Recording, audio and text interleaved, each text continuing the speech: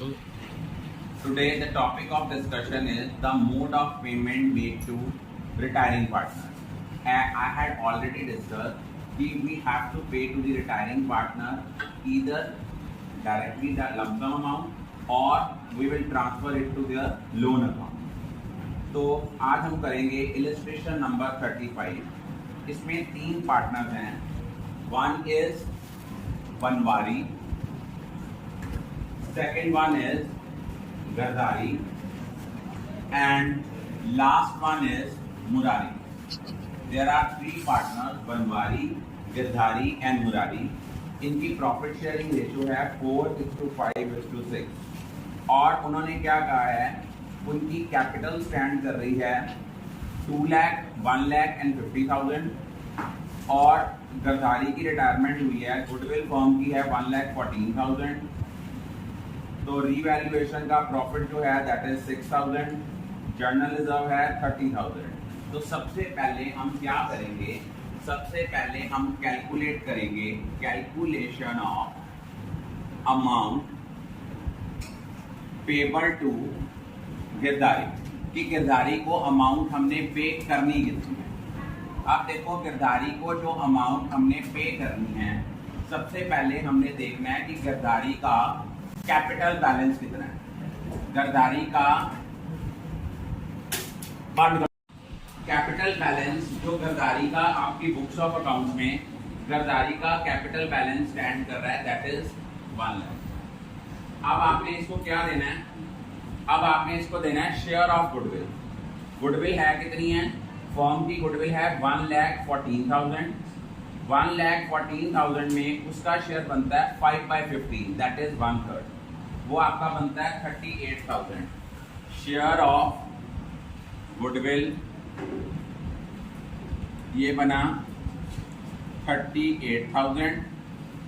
उसके बाद नेक्स्ट हमें दिया हुआ है कि रीवैल्यूएशन का प्रॉफिट हुआ, वो कितना है रीवैल्यूएशन का प्रॉफिट, रीवैल्यूएशन का जो हमारा प्रॉफिट है that is 6,000।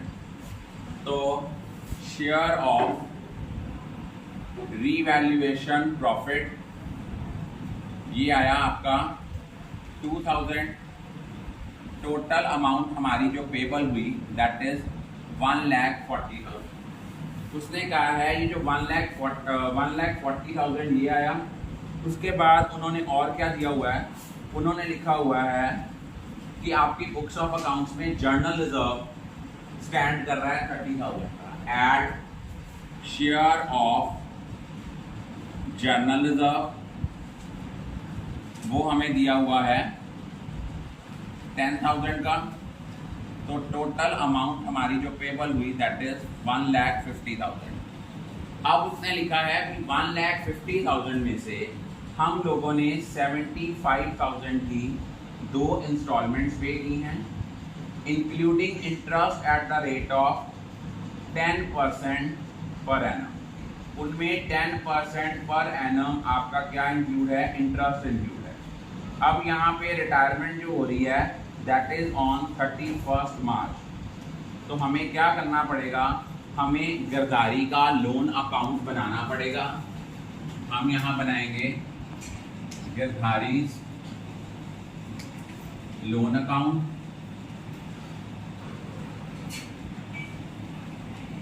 Date, particulars, amount, date, particulars, amount. अब जब हमने कैपिटल अकाउंट से लोन अकाउंट में ट्रांसफर किया, हमने एंट्री क्या की, हमने एंट्री करनी है Girdhari's capital account debit to Girdhari's loan account. तो अब हमने यहाँ पे इसको कहाँ, इस अमाउंट को कहाँ शो करना है, इसको हमने शो करना है बाय गिरधारीज कैपिटल दैट इज 1,50,000। ये हमारा 31 मार्च ईयर कौन सा दिया हुआ है, ईयर हमें जो है वो दिया हुआ है 2014। तो 31 मार्च 2014 को हमारा ये बैलेंस है, इसको हमने कर दिया टू बैलेंस कैरी डाउन।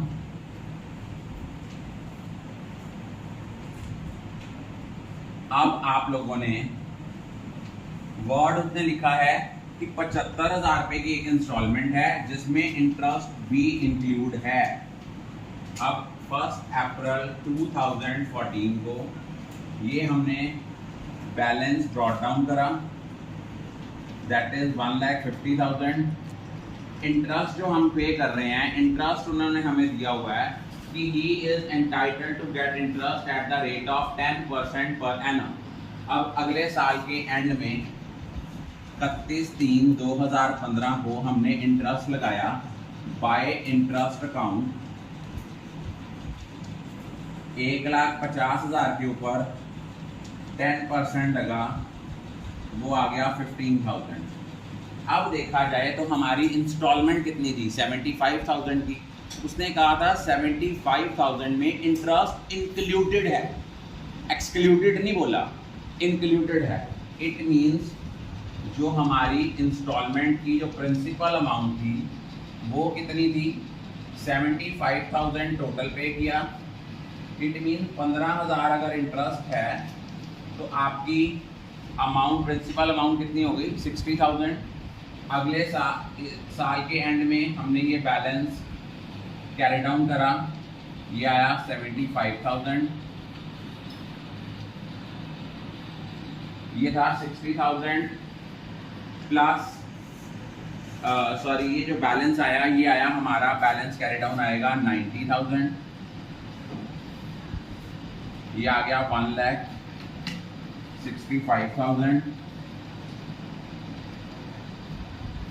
अब हमने 1,65,000 आया, नेक्स्ट ईयर हमने फिर इसी का बैलेंस ब्रॉट फॉरवर्ड करा। वो हमारा कितना था, हमने करा 1/4/2015 को बाय बैलेंस ब्रॉट डाउन, वो था हमारा 90,000 था। साल के एंड में इसके ऊपर इंटरेस्ट जो लगा वो लगा 9,000। अब देखा जाए, अब हमने इंस्टॉलमेंट कितनी पे करनी थी, अब हमारी इंस्टॉलमेंट थी 75,000। टोटल इंस्टॉलमेंट 75,000 की दी हुई है। इट मींस 75,000 में से 9,000 आपका इंटरेस्ट है, तो प्रिंसिपल अमाउंट कितनी हो गई, 66,000। यहाँ लिखेंगे 31/3/2016 टू बैंक, क्योंकि उन्होंने अमाउंट फिक्स की हुई है 75,000। अगर 9,000 इंटरेस्ट है तो प्रिंसिपल अमाउंट आ गई 66,000 टू बैलेंस कैरी डाउन 24,000 फिर बच गया। अब हमने 1 अप्रैल 2016 को बैलेंस ब्रॉट डाउन किया, ये बैलेंस ब्रॉट डाउन करके आया 24,000। साल के एंड में इसके ऊपर इंटरेस्ट लगाया, वो बना हमारा 2,400। अब हमने एंड में जो था वो सारी की सारी अमाउंट क्या कर देनी थी, पे कर देनी थी। अब हमारी जो लास्ट इंस्टॉलमेंट होगी वो 75,000 की तो पॉसिबल ही नहीं है, क्योंकि एक्चुअल में अमाउंट ड्यू जो देने वाली बनती है वो बनती है 26,400।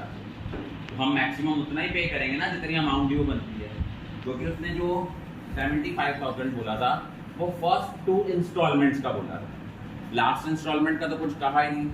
अब हम इसको यहाँ पे सारी की सारी अमाउंट पे कर देंगे, ये आएगा टू बैंक अकाउंट 26,400।